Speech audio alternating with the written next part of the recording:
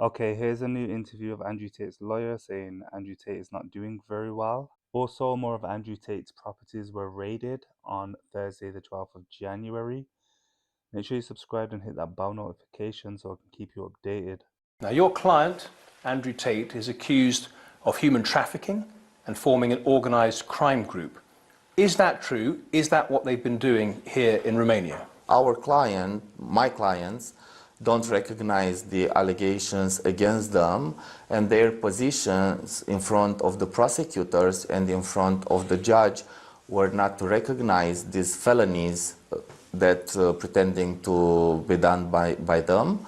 And they support us as a team of lawyers with all the proofs and evidences is needed to prove their innocency.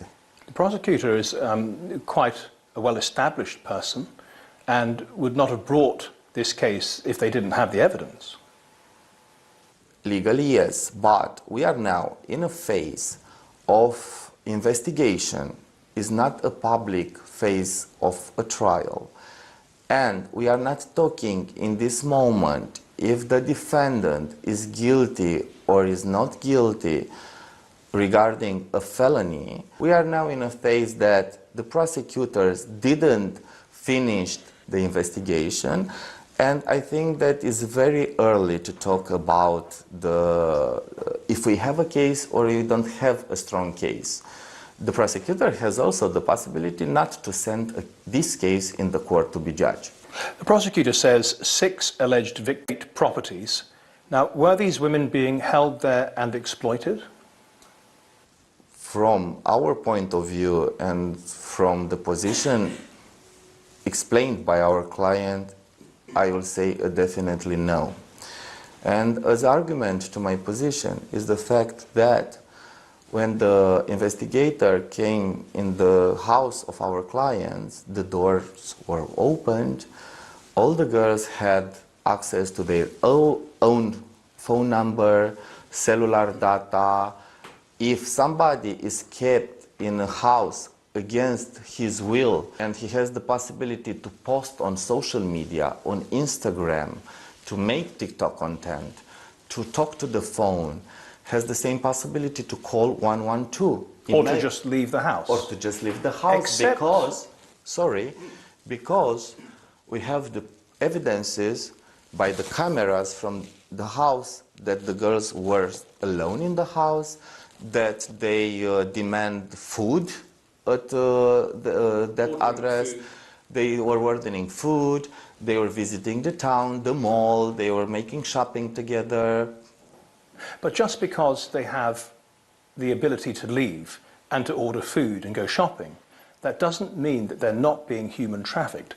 According to some experts, Andrew Tate employs the lover boy method, which is to make the women fall in love with them, make them feel under his control, to handle all of the finances and make them dependent on him. Is it true that Andrew Tate has been employing the lover boy technique, which technically speaking is human trafficking? It's a pity that at this moment, legally speaking, because the investigation is not public, I am not allowed by the law to give more details. But I will give you that this lover boy method is not sustained by the evidences, and we have contrary evidences. And I am wondering, were all the girls so in love with Andrew Tate that all of the girls had their brain washed by this method of lover boy? But as his lawyer, are you aware of the numerous bits of video evidence that are out there on YouTube and elsewhere where your client talks very explicitly about how he controls the women who work for him? It's very clear from the public record that he's already talked about the lover boy technique and how to control and manipulate these women. Okay. I don't know by heart all the videos of Andrew Tate. We are now in a phase that we have to prepare other type of defendings for our clients. But I wondering myself, are you talking about the real Andrew Tate on those videos, or are you talking about a character? Because from my point of view, as you know, nowadays a lot of people are posting content on internet just to sell an image, a character. I am not sure that we are talking about the real person, Andrew Tate. In previous videos, we have seen your client Andrew Tate boasting of being able to pay off the Romanian criminal justice system. So is that the intention for Andrew Tate now that he's actually, in jail? Is he going to try to buy off the Romanian criminal justice system?